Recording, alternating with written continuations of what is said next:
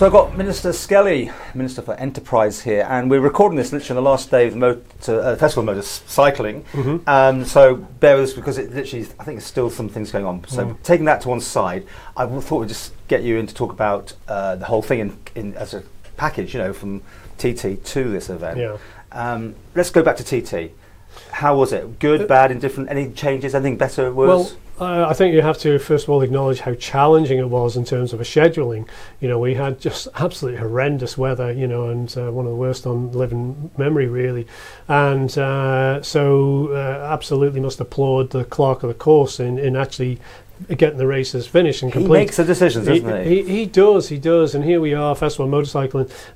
He adopted a policy a little while ago about decision making early, which you've got the whole disruption issue. So we're on the Thursday here, Festival of Motorcycling, middle of Manx Grand Prix, and he brought forward an entire day's schedule because of what's going to happen tomorrow, which is horrendous weather predicted. So, but I think that has been appreciated not only by those involved with the event, but I think those outside the events, you know, so the disruption to business, to the public, etc. At least we can now plan ahead. So that policy of making a decision early, I think, has been a very wise and helpful. Yeah, but TT, and there's some massive challenges. I mean, some awful things happen every year. I mean, let's just deal with that again. I know we go over old ground, but it's still got to make the thing that, you know, there's government running things and people do die. I know you always raise this, Paul, because some companies cannot believe that a government is running. It's an absolutely legitimate question. It really is, and the basis, you know, is such that we as a government, as a part of our history, part of our heritage, I believe, must continue with this event. But what do we do with regards to safety? We take it very, very seriously. So every year there is a debrief, and that deals with everything to do with not just the logistics of the event, but the races themselves. So we spectators, the access, and actually marshals are being, you know, predominant this year because of, you know, their role and their responsibility, which is a big ask, you know, of volunteers, and we need an absolute army of them to actually hold the events. I was speaking to some marshals of yesteryear, and I remember in the morning practices, and I was saying, how many do you think we had in those days? You know, and we didn't think about it, but it was probably less than 100. You know, so now it's got to be over 500 just to make the event actually happen. Of course, if it's put on tomorrow for the first time, it wouldn't happen, would it? I mean, it just wouldn't pass any muster for health and safety. For everybody concerned. Exactly, you know, and it's and I think, you know, whilst it sits in our role, but the whole of the government actually delivers this event. It's really important, as well as the public. You know, as I say, the understanding public, because of the disruption that does occur. Yeah, well, actually, it's good when we talk about disruption. I know it actually comes under DOI, but the problems with that access road seem to be getting worse by the minute. I don't know what's going on there. Well, here we are, Festival Motorcycling, where I very much predicted this would happen. Introduction to Classic TT, and we're seeing, you know, numbers, some healthy numbers here. And traditionally, TT, we think that there's a lot more locals go away on holiday for TT, the school holiday. They might actually go there. And when it comes to Festival Motorcycling, or the Classic TT and Manx Grand Prix, it's probably less locals away, therefore using the access road more frequently. Would you like to see something done about that, or is it not worth it for 4 weeks a year? It has been recognised, and it is in the schedule of works with DOI. With 2022, I think, is when we're going to make the bridge look wider. I haven't seen the plans, but I know it's in their capital works programme for, I think it's 2022. Okay. What about other things? I mean, the scoreboard is very twee and lovely, but, you know, most people now can sit in the grandstand and watch the data in live time while they wait for someone to paint it all up.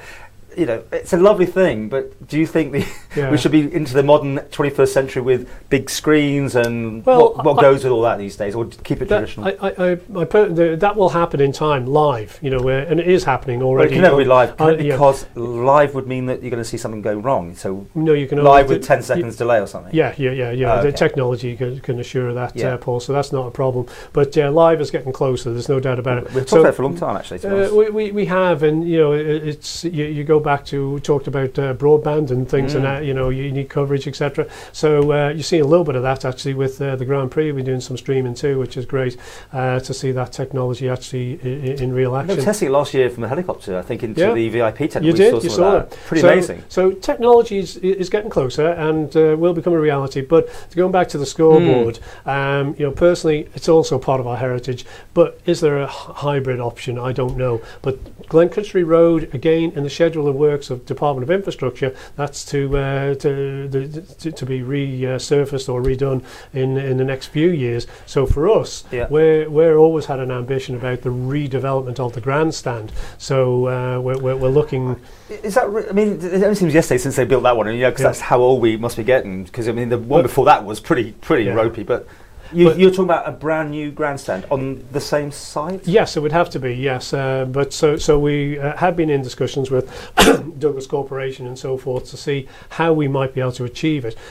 We have a huge hospitality, a huge cost outlay with that. Hospitality is growing, and what we know is if we have a facility which would have not only expanded grandstand, therefore expanded revenue opportunities, the hospitality, a potential year-round attraction in there. 4 weeks a year, basically, you're talking about. No. But what you would do is, like any great sporting properties, you'd have a year-round attraction. So no more VIP tent. You'd have something that's inclusive in the building. Inside. But that wouldn't just be used for TT Festival Motorcycling. It'd be used for the rallies, the cycling events, anything that we could. What's your budget for that? Or I was thinking like TT weddings and other activities along those lines. How much money are you going to spend? We haven't determined. We're just determining that, but it could be a very significant figure, but we would need to put the business case together because you've got a cost reduction, a revenue increase that would hopefully justify that. So we're at the final stages of that particular proposal, which we'll be putting forward to our colleagues. And the bridge needs to be sorted out? Yes. Is that you again, or was that DOI? It is DOI, but yes, it will be sorted. We've got reassurance there.